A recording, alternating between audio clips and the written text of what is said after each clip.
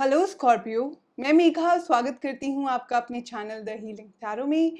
आज हम जो करने वाले हैं वो एक लव रीडिंग है फॉर योर ज़ोडिएक साइन। इस रीडिंग में हम देखेंगे कि आजकल आपकी लव लाइफ में क्या कंडीशन चल रही है, क्या फीलिंग्स हैं आपकी और आपके पार्टनर की एक दूसरे के लिए, अगर कोई चैलेंजेस आ रहे हैं तो वो क्या हैं। तो चलिए बिना किसी देरी के शुरू करते हैं और देखते हैं क्या मैसेजेस हैं आप लोगों के लिए।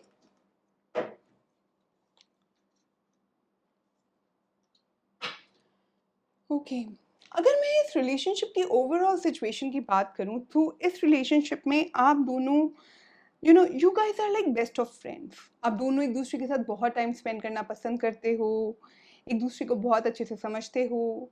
Communication flows very easily between you two and आप दोनों के बीच में एक इंटेलेक्चुअल कनेक्शन भी है जो बहुत सारे कपल्स में मिसिंग होता है।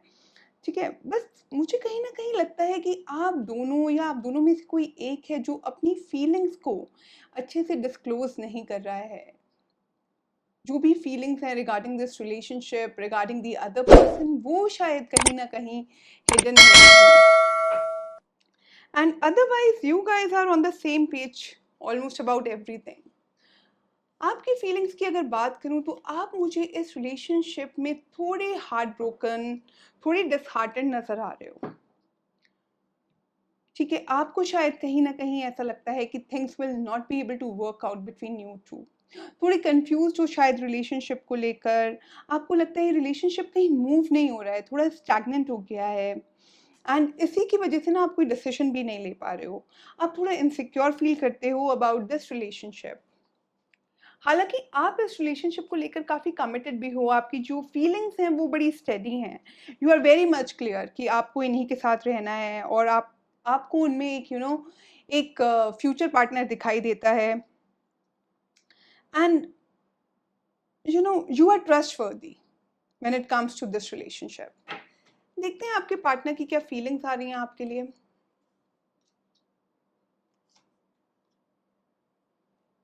अगर आपके पार्टनर की मैं बात करूँ तो आपके पार्टनर जो है इस रिलेशनशिप में काफ़ी खुश हैं। आप उन्हें शायद काफ़ी स्पेस देते हो, वो अपनी इंडिपेंडेंस भी एंजॉय कर रहे हैं इस रिलेशनशिप के साथ-साथ। सो इसकी वजह से वो काफ़ी खुश हैं and your person is feeling very, very positive about you.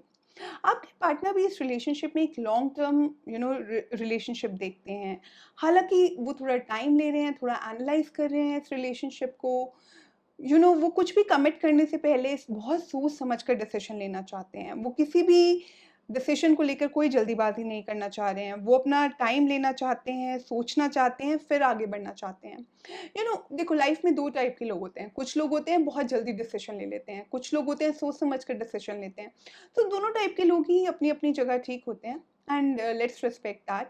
अगर आपके पार्टनर टाइम भी लेना चाहते हैं मतलब इस रिलेशनशिप में उन्हें कोई पोटेंशियल दिखता है, इसी के लिए वो इतना टाइम स्पेंड कर रहे हैं। But on the other hand मुझे ऐसा लगता है कि उनके पर्सनल रिस्पॉन्सिबिलिटीज़ बहुत हैं या बहुत सारी चीज़ों के बीच में जगल कर रहे हैं। May be their work pressure is very high, जिसकी वजह से वो इस रिलेशनशिप को इसका इसका ड्यू नहीं दे पा रहे हैं। मतलब व्हाटएवर जो टाइम देना चाहिए, जो एनर्जी देनी चाहिए उसे उन्हें इस रिलेशनशिप में, कहीं न कहीं वो नहीं दे पा रहे हैं वो उस रिलेशनशिप को। शायद उनकी रिस्पॉन्सिबिलिटीज़ बहुत ज़्यादा हैं, मे बी फैमिली है, जिसकी वजह से उनके लिए बहुत डिफ़िकल्ट हो रहा है। देखते हैं चैलेंजेस क्या आ रहे हैं इस रिलेशनशिप में। अगर मैं चैलेंजेस की बात करूँ तो मुझे लगता है आप दोनों कोई डिसीजन नहीं ले पा रहे हो इस रिलेशनशिप को लेकर। ठीक है, कोई एक बड़ा रिलेशनशिप है which can change the life of this relationship, change your lives and may be you know आपके रिश्ते में जो लेवल ऑफ एक्सपेक्टेशन है ना वो भी बहुत हाई है शायद, जिसको जो एक प्रॉब्लम बन रहा है आप लोगों के लिए। इस रिश्ते में आप ना आगे बढ़ना तो चाहते हो पर किसी वजह से ना आप लोग आगे बढ़ नहीं पा रहे हो। Maybe you guys are waiting for the right time, maybe like I said that your partner is taking too much of time thinking about it. So maybe शायद वो एक राइट टाइम का, एक right moment का wait कर रहे हैं। और maybe there is lack of flexibility. अगर मैं कहूँ फैमिली वाइज हो सकता है शायद फैमिलीज हैं जो थोड़ी रिजिड हैं जिनकी वजह से आपको प्रॉब्लम हो रही है।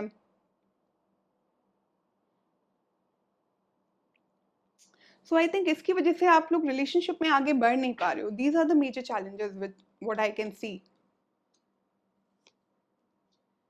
ओके, कहीं न कहीं मुझे लगता है कि आप दोनों को मिलकर इस प्रॉब्लम का सामना करना चाहिए। One person alone will not be able to take any decision. आप दोनों को अपनी अपनी बातों को ओपनली करने की, एक ओपन डिस्कशन करने की बहुत ज़रूरत है।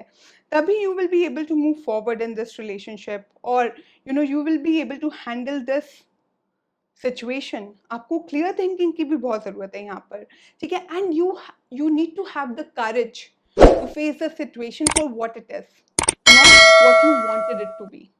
ठीक है? जो रिलेशनशिप या जो सिचुएशन, मतलब आइडियल सिचुएशन नहीं हो सकती है रिलेशनशिप्स में। तो जो भी सिचुएशन है आप उसे देखिए वो क्या है और उसको एक्सेप्ट कीजिए, रादर देन अपने दिमाग में सोचने के लिए आइडियली तो ये होना चाहिए था, वो होना चाहिए था। अगर मैं इस रिलेशनशिप के आउटकम की बात करूँ तो मुझे लगता है आप दोनों ही एक दूसरे की तरफ काफ़ी इंक्लाइंड हैं, एंड आप दोनों एक दूसरे को काफ़ी प्यार भी करते हो। You guys are very very compatible with each other, like I said before. आप दोनों के बीच में एक इंटेलेक्चुअल इंटीमेसी है जो बहुत सारे कपल्स में मिसिंग होती है, लेकिन आप दोनों में वो है। तो मुझे लगता है आप दोनों ही अपने पास्ट को भुलाकर एक एक पॉजिटिव स्टार्ट दोगे इस रिलेशनशिप को। ठीक है, एक मौका दोगे, आप इस रिश्ते को आगे बढ़ाओगे, and you guys will definitely start with a clean slate. So wishing you all the luck for for the fresh start in this relationship. इसी एंड पर मैं इस रीडिंग को एंड करती हूँ। मिलूंगी आपसे अगले हफ्ते कुछ नई रीडिंग्स और कुछ नए लव मैसेजेस के साथ। तब तक आप अपना बहुत ध्यान रखिए, पॉजिटिव रहिए और पॉजिटिव सोचिए। Bye bye.